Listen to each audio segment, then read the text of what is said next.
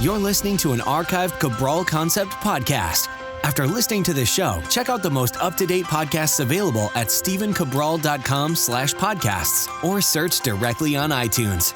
And now, welcome to the Cabral Concept, where board-certified naturopath and integrative health practitioner Dr. Stephen Cabral shares how he was diagnosed at the age of 17 with a life-altering illness and given no hope for recovery. It was only after studying and traveling all over the world did he discover how to combine ancient Ayurvedic healing practices with state-of-the-art naturopathic and functional medicine to fully rebalance the body and re-energize it with life. It's time to discover how to get well, lose weight, and finally feel alive again. And now, here's your host, Dr. Stephen Cabral. Excited to get started today because it's our Motivation and Mindset Monday show. This is that time of the week where we like to get everyone started off right. We like to get people excited for the week so they take full advantage of the next, let's say, 5 days before they, maybe have a little downtime on the weekend, which is totally fine, right? That's a great thing to be able to balance your week with a little downtime on the weekend.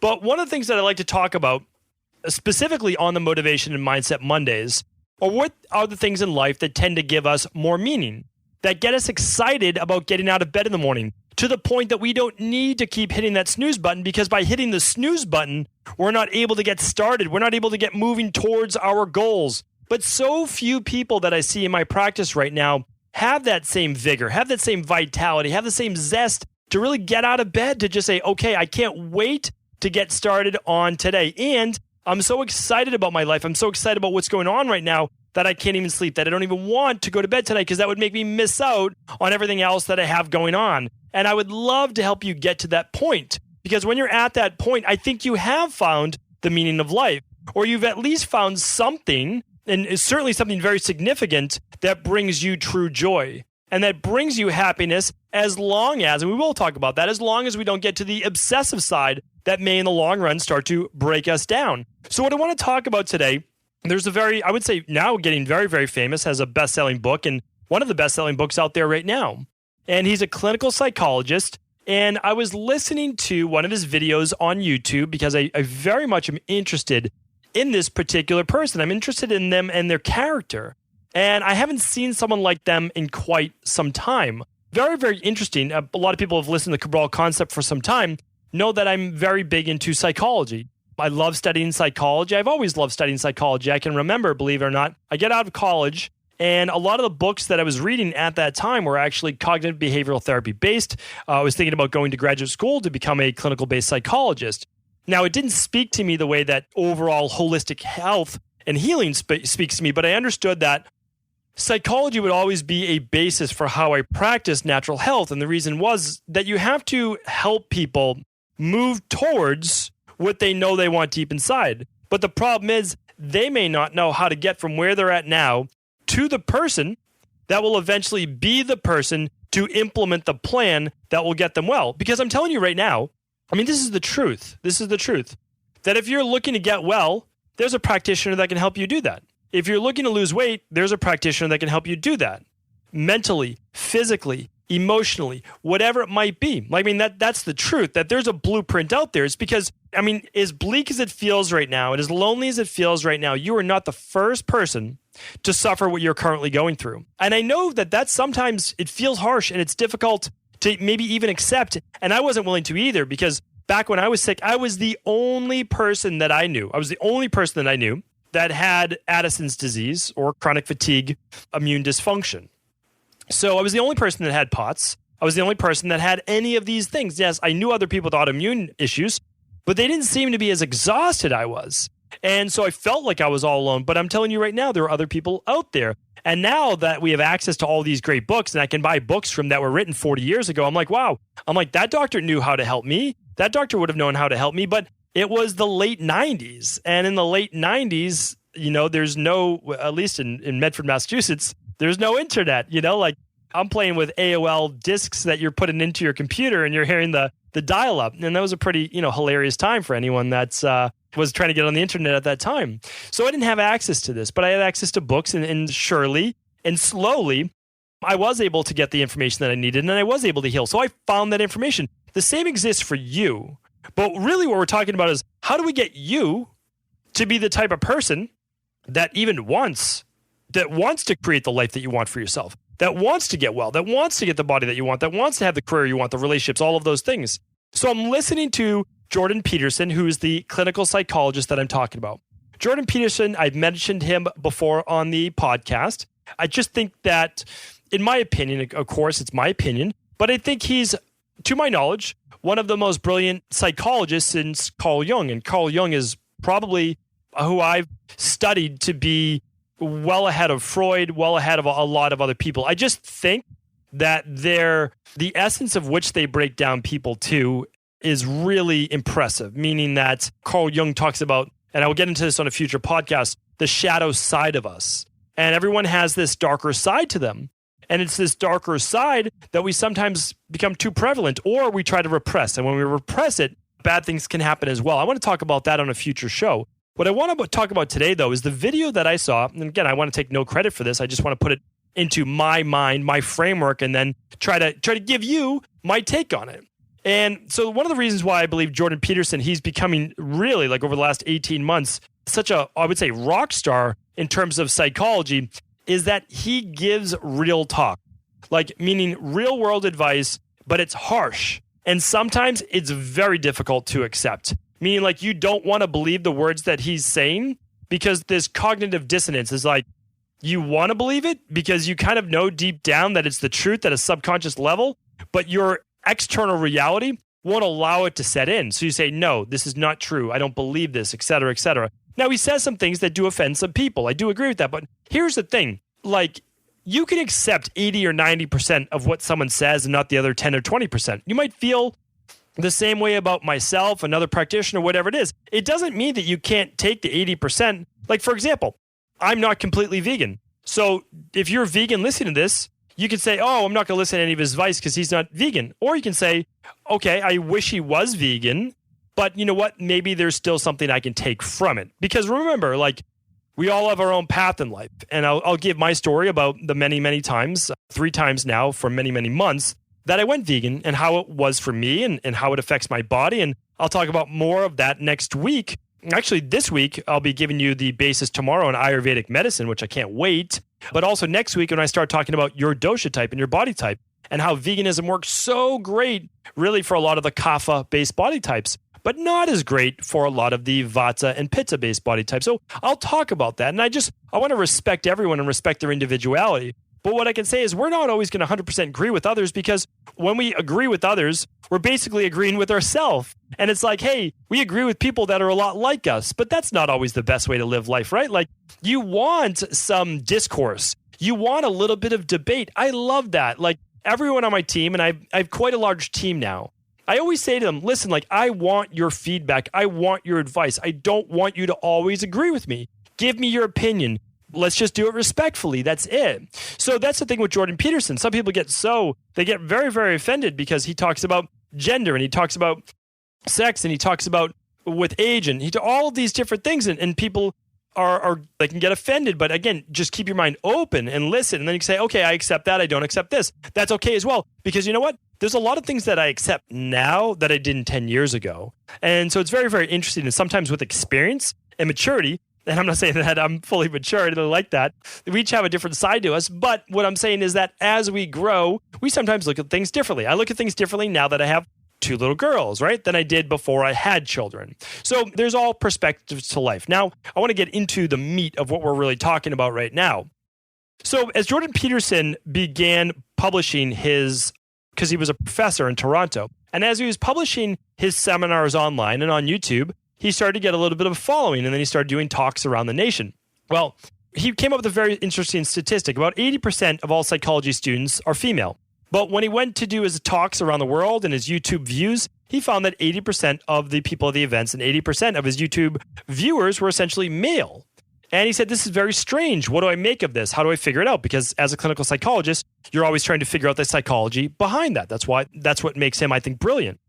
And what he was finding is like, okay, well, which one of my talks are doing the best? And what are those talks on? And what he realized was this, is he was essentially saying in many of those talks that in life, one of the reasons people are so unhappy is because they don't have responsibility in their life. Now, at first, you might say, that's ridiculous. I have way too much responsibility. It's a little different than what we're talking about here. Responsibility is someone counting on you for something. Responsibility is seeming like if you don't do it, you're not contributing to the relationship, the family, your career, or whatever. That's responsibility. It's not busy work. It's not going through life mindlessly. Responsibility, he basically said, is making sure that you have a task, that you have a weight that you need to move. So he was basically saying that responsibility leads to a lot of happiness in life.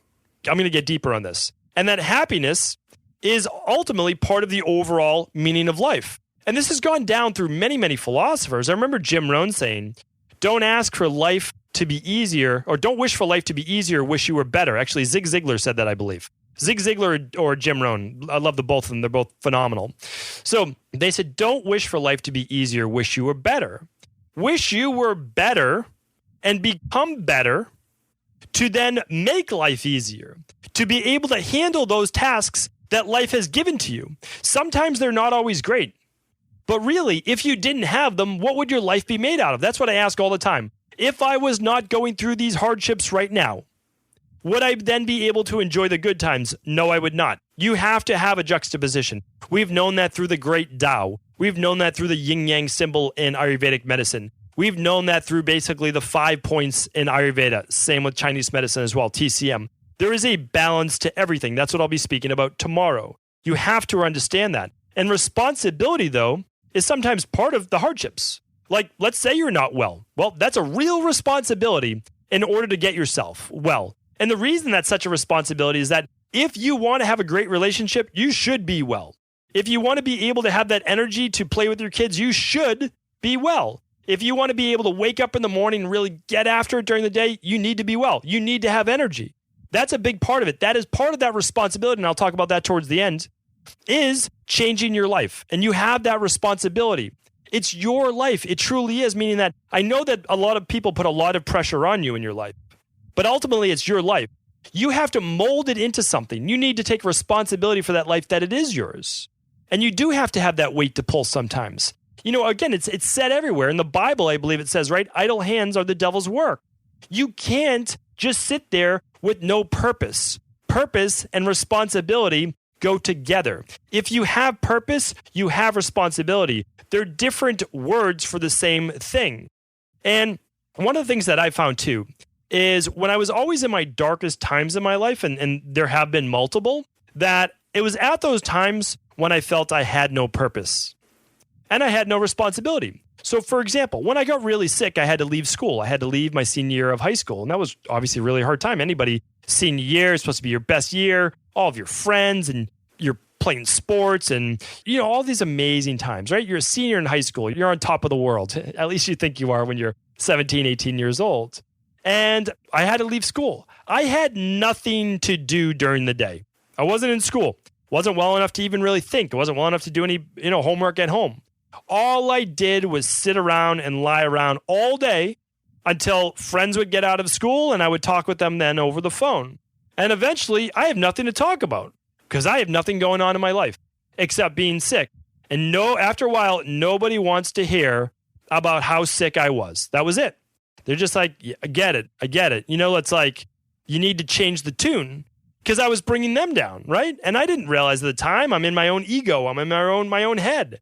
And that was a dark time. Another time is like, okay, trying to figure out what I want to do with my life when I'm out of college. And all my friends are going into finance. Like all of them are all moving to New York and they're all going all over. And I'm like, that's not my life. That's not what I want to be my life. I'm like, why am I different? Why do I think different? Why am I this way? I'm still not fully well. I'm into personal training. I'm into nutrition and I still can't get myself well. I look well, I look okay in the outside, but I can't get the internal environment correct. That was a down time. Another time is when I kind of left that whole industry and I had to decide, like, what am I going to do? What am I going to do? And then I discovered, okay, like I want to help others in this health and fitness environment also create a career for themselves and open a studio. And I built out a big team and that was responsibility. I was responsible for everyone on my team. And that felt great. It was hard. It was hard work. I can't say that it wasn't. It was very difficult, but it was responsibility. And I felt at the end of the day, I had purpose. I was doing something. I wasn't necessarily successful in the beginning. Success and responsibility are not the same thing. Success and purpose are not the same exact thing. They can be translated in different at the end of the day. I felt successful at the end of the day. Maybe initially, right away, I wasn't successful from a business perspective, but I was successful in moving forward with my life. And that's a big, big takeaway right there. Because when I had these idle hands, when I was confused in life, and that translated to me, I didn't know it was because of lack of purpose. Now I do. I figured that out. It took me a long time to figure it out, and I'm hoping to pass it on to you because my symptoms showed up as I would feel down. I would feel irritable. I would feel overwhelmed. I would feel anxious. I would feel depressed, and I would feel tired. I now realize none of that really had to do with adrenals. None of that. Now, again, adrenals were an issue for me in the beginning. Don't get me wrong. I had Addison's disease. I couldn't produce cortisol. I was super low in testosterone, super low in DHEA. I had no hormones surging through my body. Think about how that feels. I felt like I was 100 years old and I was 17. It was brutal, right? So that was real. But later, I would test my adrenals, when this was going on, let's say in my mid-20s, and I'm like, everything looks okay. Looks okay. Maybe a little stressed. What's going on? Well, what was going on was that my psychology, my brain was affecting my physiology. And that physiology, that physiological transmutation of my lack of purpose looked like feeling down and overwhelmed and anxious and depressed and just tired because I had no purpose. I had no real responsibility because the responsibility that I took on previously, I had accomplished. That's what I've learned about myself.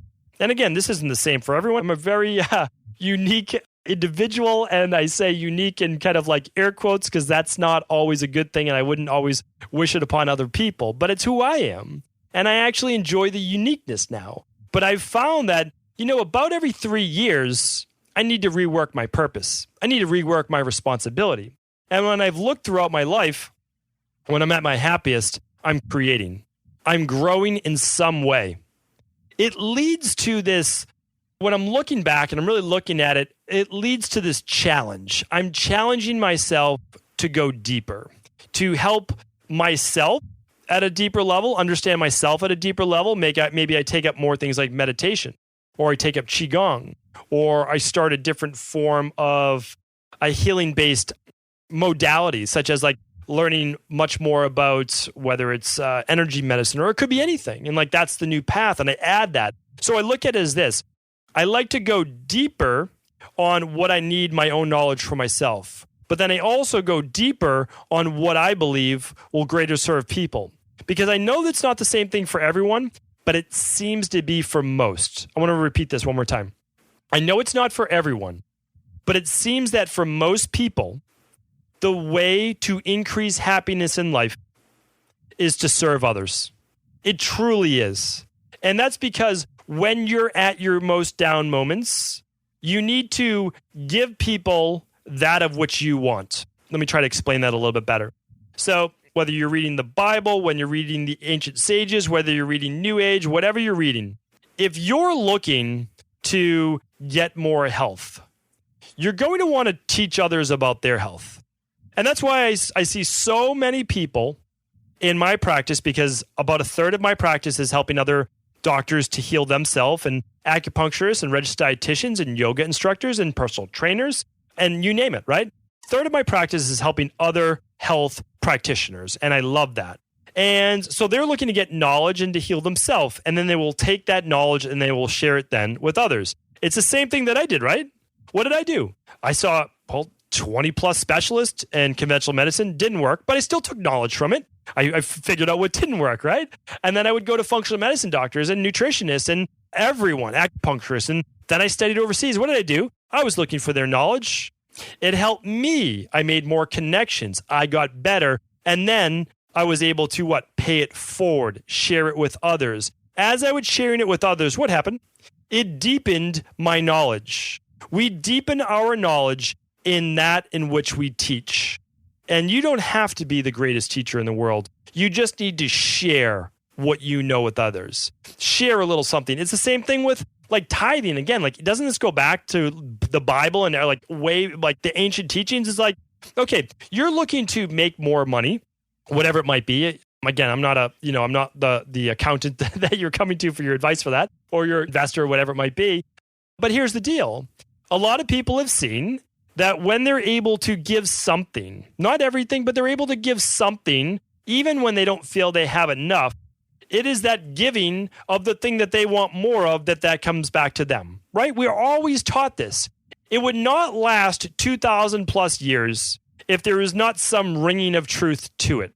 That's essentially how wisdom comes. Like, wisdom will be forgotten if it's not truly wisdom. Wisdom will be passed on if it's the truth. There is truth to this. So the way now, if I ever feel myself dipping, I say, what's going on? What's going on? Where do I feel the dip? I said, I've mastered something. I've overcome it. Like, it's good. I get that now. What is the next challenge? And I mean that from a responsibility perspective. What is it now that I'm looking to do? So never in my wildest dreams did I think that I'd be starting an online functional medicine practice that I believe and that my team believes and that we see growing into one of the largest online functional medicine practices in the world.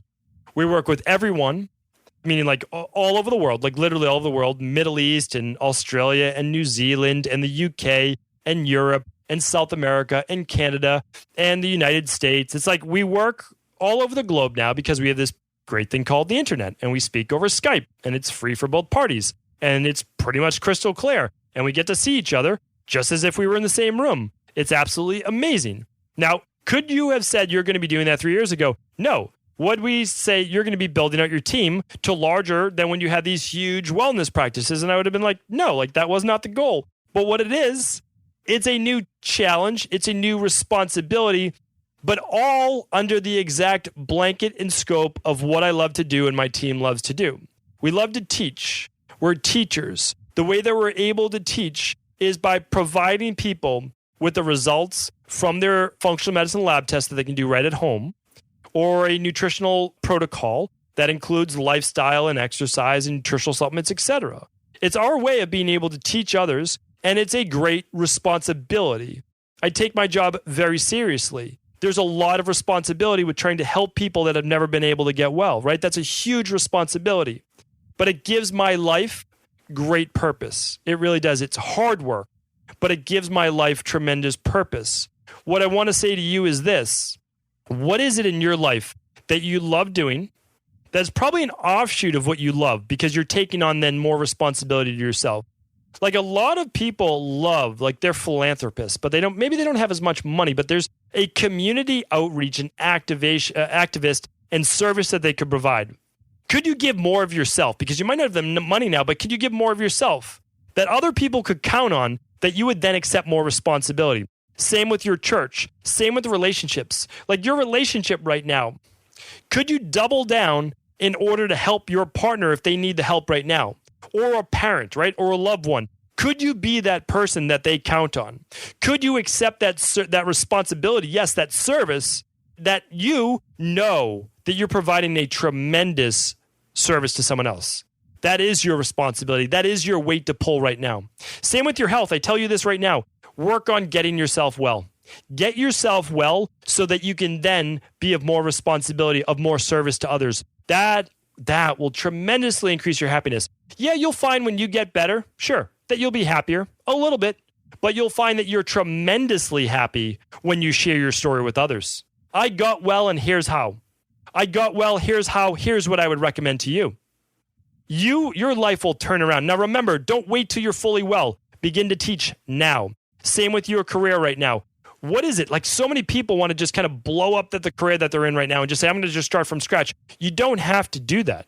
You don't have to create that type of stress in your life, okay? A lot of people get benefit from keeping their day job, keeping that safety security that they enjoy, but be able to moonlight, get a hobby, work part-time, and then maybe, just maybe take that on as a full-time career if they feel that's truly what they want because they've tried it on. Or they can layer on. Like again, you could be a personal trainer that also decides to get a, let's say, massage therapy license, and you want to do some of that, or you never use it, massage therapy, but you do a lot of PNF-based stretching in your practice, or you might get a physiotaping-based certification. Like there's a lot of things that you can do to grow, And now what are you doing? Well, you're growing in your own mindset. But the other thing you're doing is you're then providing a deeper layer of service to your clients. Who do you think that they're going to tell the world about you?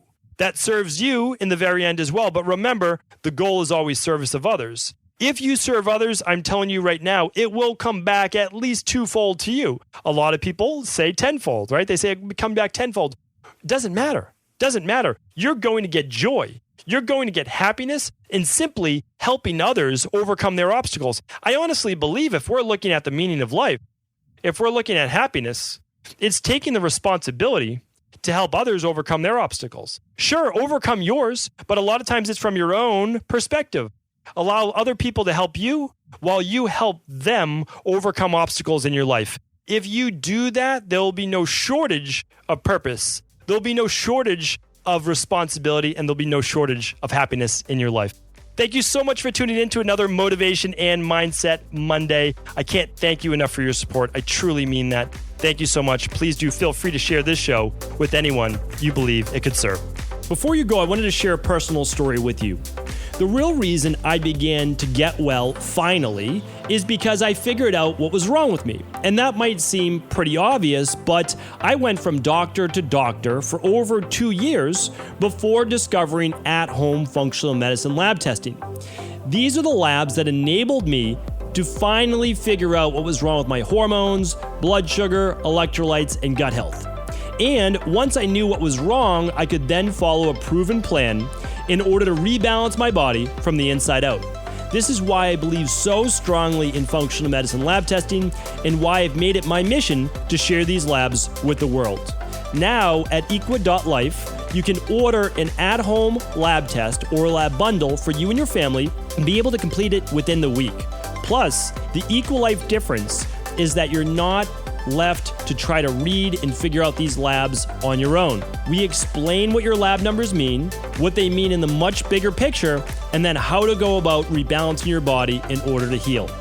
To see our full selection of lab tests or to set up a free lab selection call to find out what labs may be best for you, simply head on over to equa.life/labs. And do remember, we ship these all over the world. To find out more and to set up your free lab selection call, simply head on over to equa.life/labs. That's EQUI.LIFE/labs.